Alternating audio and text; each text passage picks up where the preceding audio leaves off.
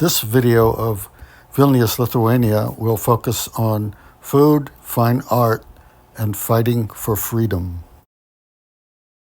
Our first stop is the Hadas Market, which is like an open farmer's market, which sells all sorts of food products.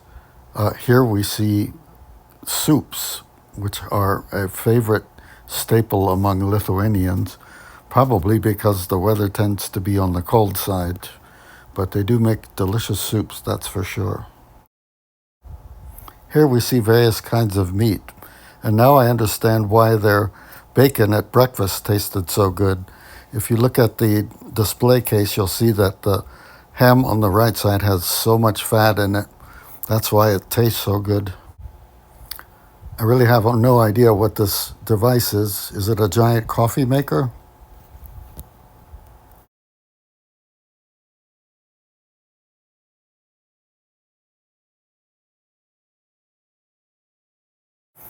This display of nuts and dried fruit looked so appealing, as did these various cheeses. Upon leaving the Hadas market, I saw what Lithuania must have looked like during Soviet times. This is Town Hall, which was very close to our hotel. They were filming a movie here on a couple of days, and it looked like it was supposed to be some kind of Swedish consulate or embassy with people running in with machine guns. Here's an art installation that was in the town hall, followed by a piano I've never heard of, Weinbach. Now we're in a former residence or palace, which was turned into an art museum. I found it especially appealing. It reminded me a lot of the Frick collection in New York.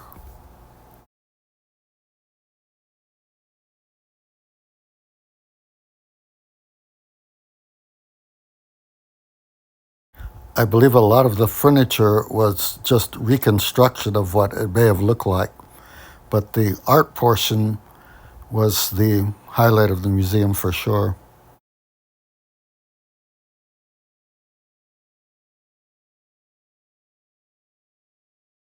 Nearly every gallery had an artist copying a painting.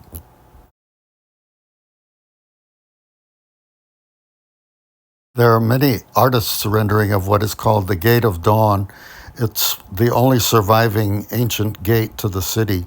It was right near my hotel, and here's the real thing. Housed within it, in the overhang there, is a famous Catholic icon, which was replicated even in St. Peter's in Rome.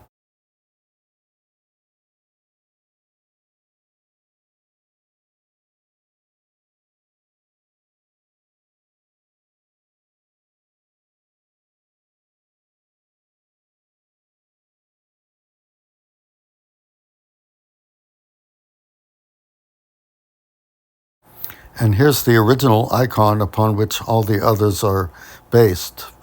It's obviously of Mary.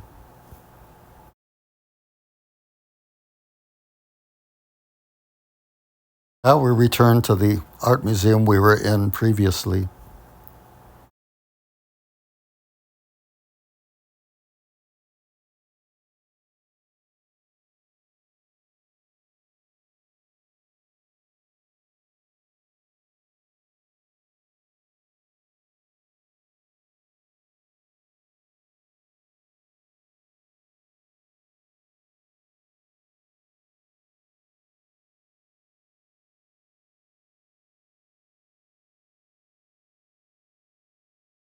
Special exhibit which I loved was called Vivaldi's World, and they had paintings from his time period.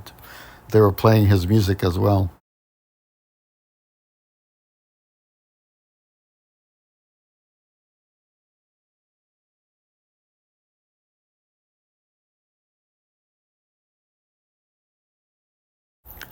This painting is of a young boy assisting a blind man.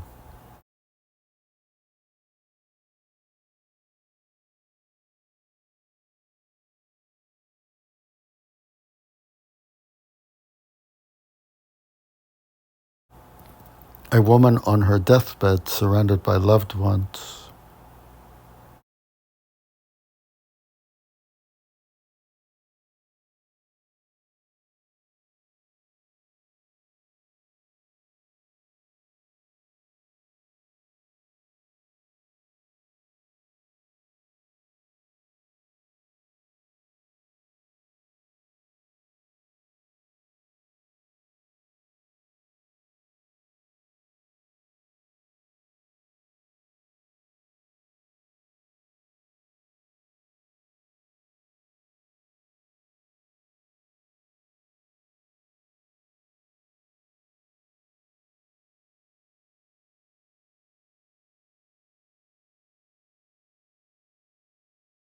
This painting shows Jewish life in Vilnius, and there was a special exhibit in the museum just devoted to all things related to Jewish culture. I thought it was fascinating because a lot of it I didn't know anything about. Later on, we're going to tour the Jewish ghetto.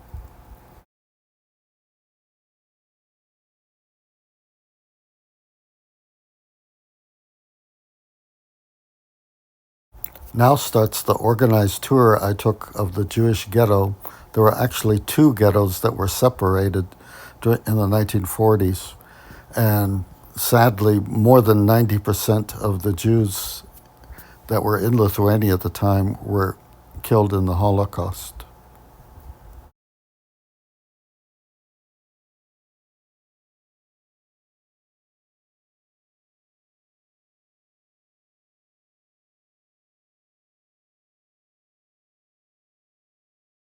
This is a recreation of what would have been inside a hiding place when the Jews were trying to escape being persecuted. On the other side of the track, so to speak, was the Grand Synagogue, and it managed to survive World War II, even when a lot of the Jewish ghetto was bombed. The congregation was quite wealthy.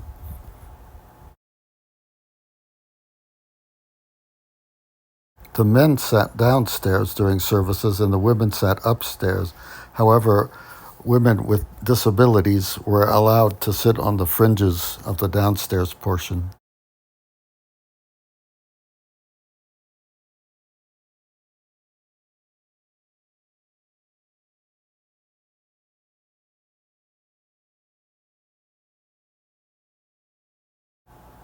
Earlier, we had seen a statue of this same gentleman with a large beard. He was a scholar, spoke multiple languages, and was very adept at many fields. He claimed to have mastered the art of studying by not sleeping very much.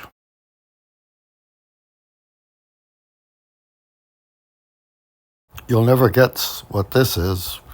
It's an ancient maker of matzahs.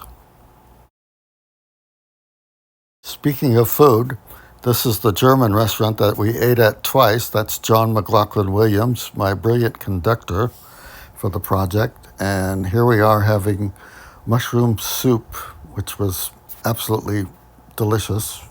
And there's chicken schnitzel with potatoes and mushroom sauce. Here's a different restaurant where we had traditional cold pink Lithuanian borscht. And here's the hot version of borscht, both served with sour cream. Here's the stuffed potato, which has some kind of meat in it and mushroom onion sauce on top. Here's a lovely pork rib that I had over fries. Here's a hot bowl of borscht again, which was great in the cold weather.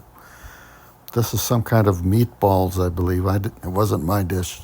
And here's traditional Lithuanian ravioli, which were topped with sour cream and nuts and onions.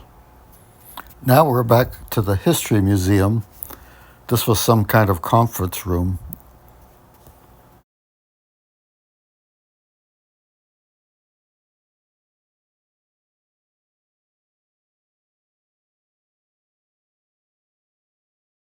On the left is a replica of the Liberty Bell presented to Lithuania by Lithuanian Americans.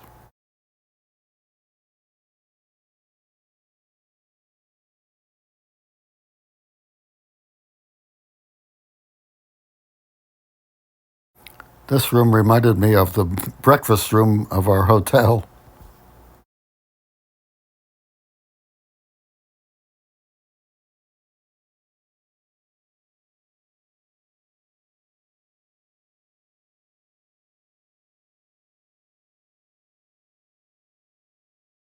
Perhaps the highlight for me of this museum was the exquisite furniture.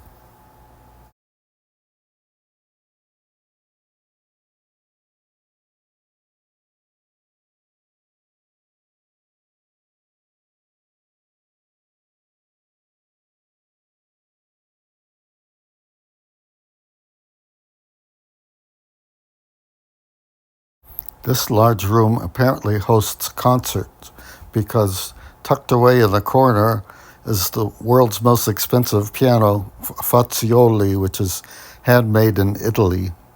Would have loved to have tried that out.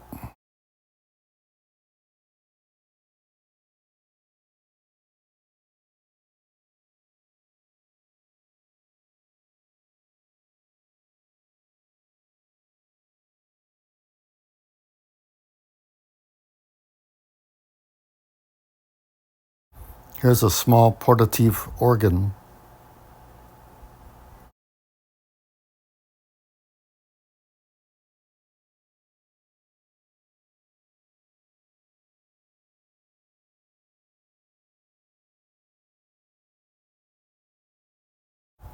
This is a throne room, which reminds us that Lithuania was a monarchy starting in the 13th century.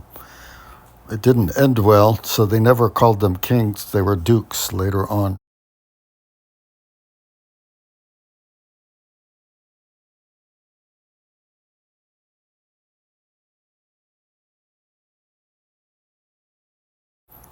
We're back on the street now, and here was someone selling street art for tourists, and it felt like France because there was an accordion player.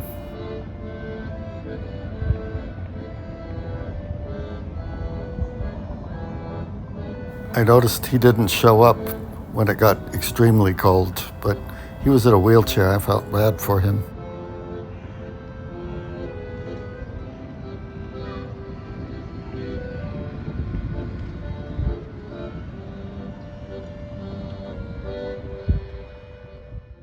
Speaking of France, we ate one night at the French restaurant Café Montmartre, and we ran into some American tourists who had been at the German restaurant, so we sat and joined them. It was lovely. The woman on the left is from Michigan, and the woman on the right teaches at a university in Lithuania. After all the complex ethnic food we were having, I was hungry for something simple, so I had a Wagyu burger, which was not simple at all. It was delicious, though. Now we're going to the sobering Museum of Occupation. Some people call this the KGB Museum, and it's actually the spot where people were questioned and imprisoned and sometimes tortured. It was quite disturbing.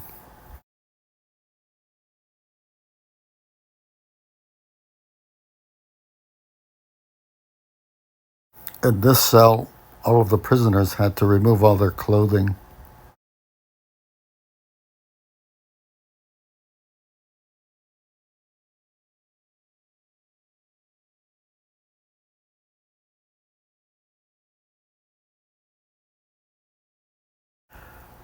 This was by far the most well-attended museum I had been to, and I noticed a lot of younger people there, which is encouraging to me that they want to study this dark period of history, so we hopefully don't ever repeat it.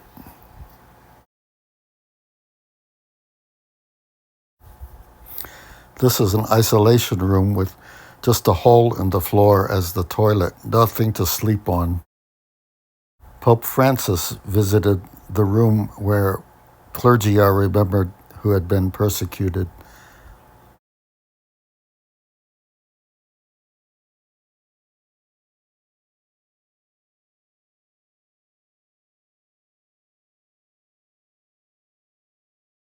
a padded cell for the mentally insane with straitjacket. This is the shower room.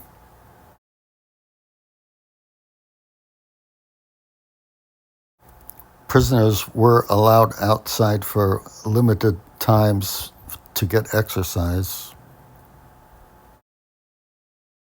They surprisingly had a library. A Spartan group toilet.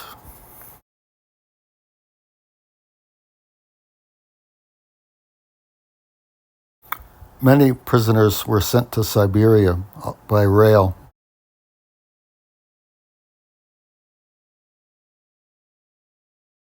This is the guards' control room.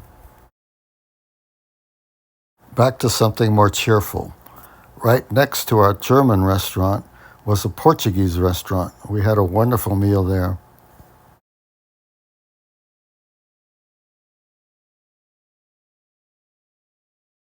This is a beef with bean soup, quite delicious. John had a giant prawns dish which looked like a piece of art, and I enjoyed the oxtails braised in wine with mashed potatoes and pickled vegetables. Let's go back to work, which is the reason we're in Lithuania in the first place. We're in Vilnius's recording studio. Here's a recognition certificate from Nancy Pelosi, and this is Vilnius on the left with his wife Alexandra in the middle. On the right is Konstantin Orbelyan, who had invited me to play at his festival in Russia in 1992. He used to live in New York as well. I've known him for years. Konstantin conducts the Kaunas Symphony Orchestra, which is the second largest city in Lithuania. He happened to be in New York right now, so I couldn't see him. On the first day in Vilnius, I met Alexandra, and she said, "Is there anything you would like while you're here?" And I said, "Well, I would love to get some piano music of Čiurlionis, who is the great Lithuanian composer." The next day, she presented me with that hardbound copy of his complete piano works, which was just published a year ago.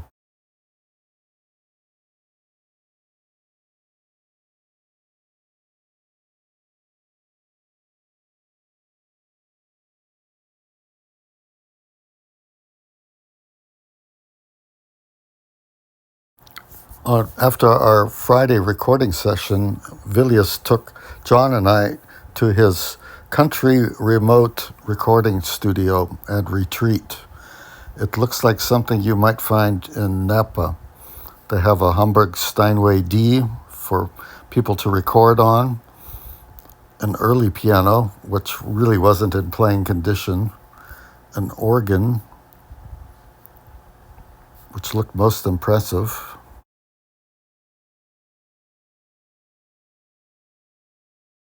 Here's Vilnius's basement recording studio. The entire facility seems to be built around a former mansion and the ground. You can rent these rooms for 70 euros a night, which seems like a bargain to me. They were all beautiful, and each one was quite different. Also on the premises are a jacuzzi, a dry sauna, and a rehabilitation gymnasium for people who need physical therapy. It was an hour and 40-minute ride from Vilnius, and you can see how remote it is. It reminded me of rural Ohio, where I grew up. They had their own restaurant on site with exceptional food, and it's quite rustic there.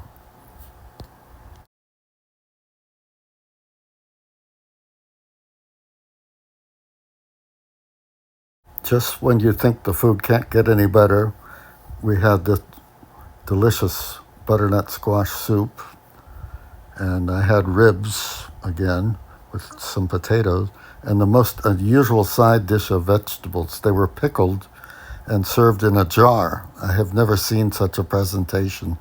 So it had cauliflower and peppers and onions and garlic. In another building is a very nice spot where you can sit and enjoy a glass of wine. And in the wine cellar, all sorts of choices, mostly French, I noticed. And the table was made of deer antlers. This is another of the rooms for rent with the old-fashioned tub, complete with clawfoot. I thought it was a charming room.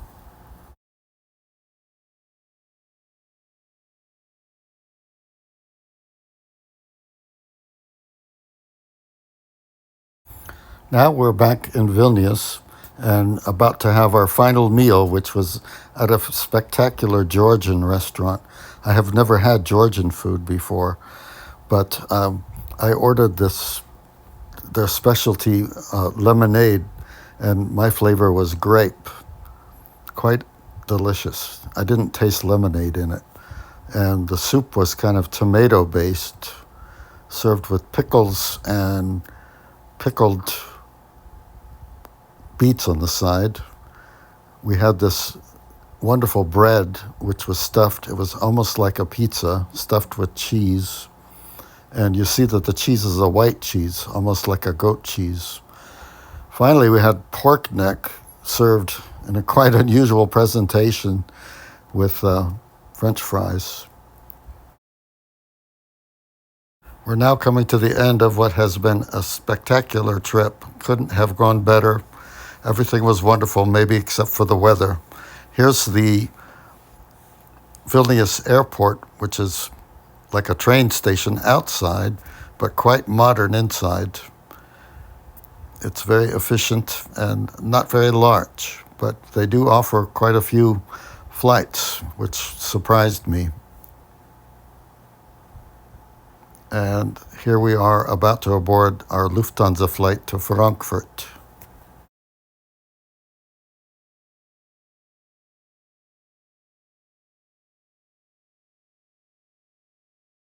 What's a stopover in Germany without having a pretzel?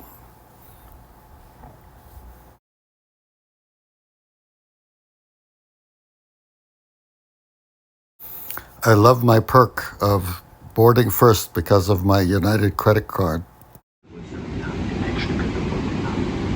Kleine Gegenstände können Sie unter dem Sitz vorliegen.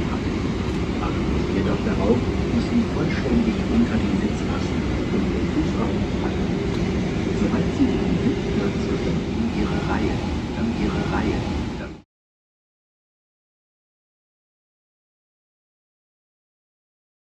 Here we are taking off from Frankfurt.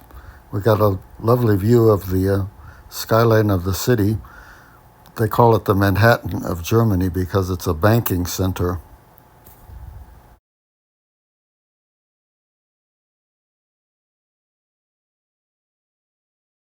After all that wonderful food in Lithuania, the airline served us with something almost inedible. It was orchiati pasta with sausage. I couldn't even taste the sausage, but the dessert made up for it. It was French truffles, which were delightful. The flight attendant gave me 4 extra bags to take home. I've heard that Lufthansa likes to give passengers a view of the Golden Gate Bridge, so United apparently is competing with them. We had fantastic views when we were landing. We came from the north and then turned around at San Jose and landed going north. The sunset was absolutely jaw-dropping. I haven't seen something like that before landing in San Francisco. I'd like to take this opportunity to once again thank all of my patrons for helping make this wonderful project happen. We're here to honor these composers, Ernest Bloch, Felix Borowski, and Beryl Rubenstein. So I managed to get in some wonderful sightseeing as well, but the trip was about them and their music.